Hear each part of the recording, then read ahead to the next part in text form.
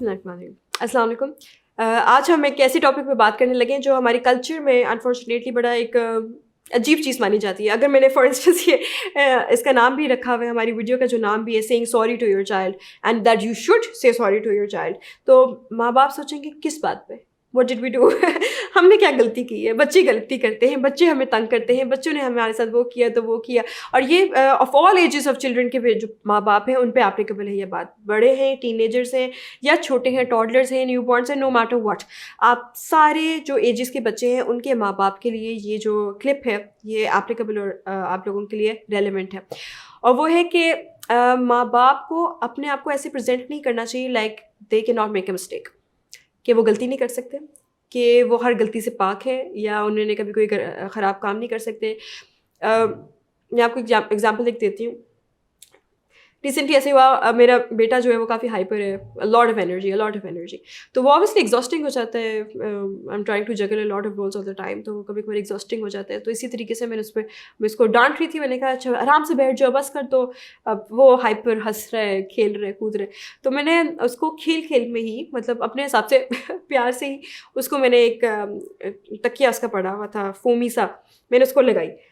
अब वो जो बल्कि सॉरी स्टफ़ टॉय ऐसे उसको ऐसे करके ना, मेरी बात सुनो। तो वो स्टफ़ टॉय के उसके एक कॉर्नर मुझे नहीं पता था कि वो ज़रा सख्त है, वो उसको लग गया और वो रोना शुरू हो गया। एंड आई वाज, मतलब मैं जैसे एक मेरा दिल रुक जाता है ना, मेरा दिल रुक गया। And I was like what happened? बेटा मैंने स्टफ़ टॉय आपको लगाया है, it's a soft stuff toy, it's full of cotton. तो कहते हैं ममा नहीं, एक साइड पे प्लास्टिक लगा हुआ था। वो इतना रोते वक्त भी मुझे रैशनल जवाब दे रहा था, ममा एक साइड पे प्लास्टिक लगा हुआ था। I went and I saw it, I was, मैं तो I held him and I kept on saying I am sorry बेटा, I am sorry, I had no idea बेटा, आई एम सो सॉरी। मैंने बिल्कुल जानबूझ के, मैंने आपको मारने के लिए नहीं किया था, मैं आपको रोकना चाह रही, मैं आपसे बात करना, मैं तो आप अपने खेल में आपको अपने ज़रा सी नाराज़गी में, लेकिन उसके बावजूद थिंकिंग के ये एक स्टफ़ टॉय, ये नरम सा मैंने आपको लगाया।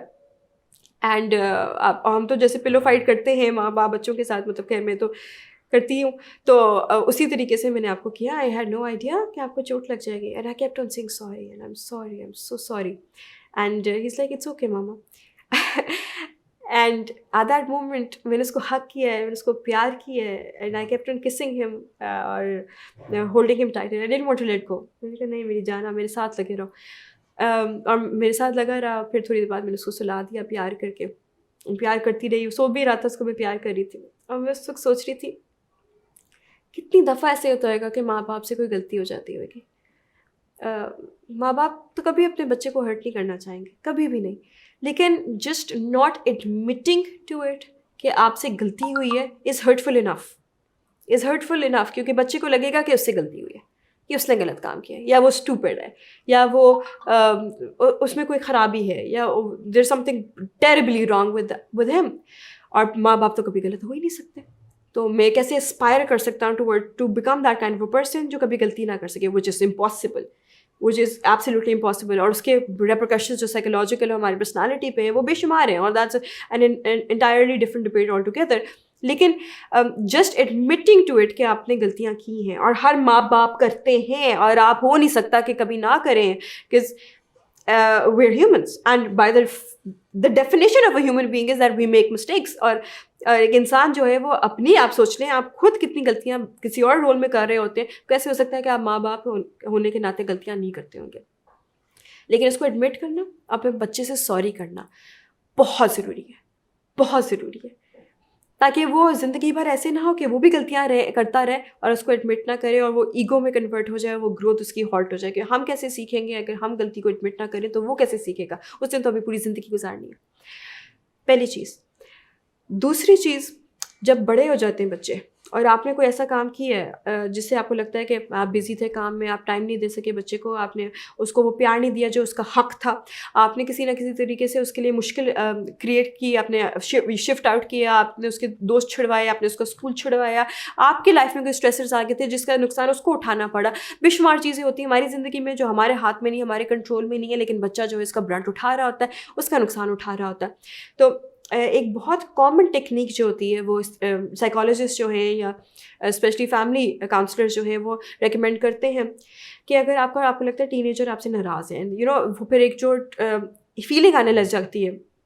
और मेरे पास बहुत ज़्यादा ऐसे आते हैं जो teenagers, they hate their parents, they hate, and it's such a harsh word to use, but they do, they hate their parents, and they say, I don't want to spend time with him, he's done this to me and that to me, and they're full of grudges and hatred and resentment and uff, बड़े होते हैं। And when I say कि क्या करें आपके माँ बाप, तो आप उनको forgive करोगे, तो they never said sorry, उनको तो पता भी नहीं उन्होंने हमारे साथ किया।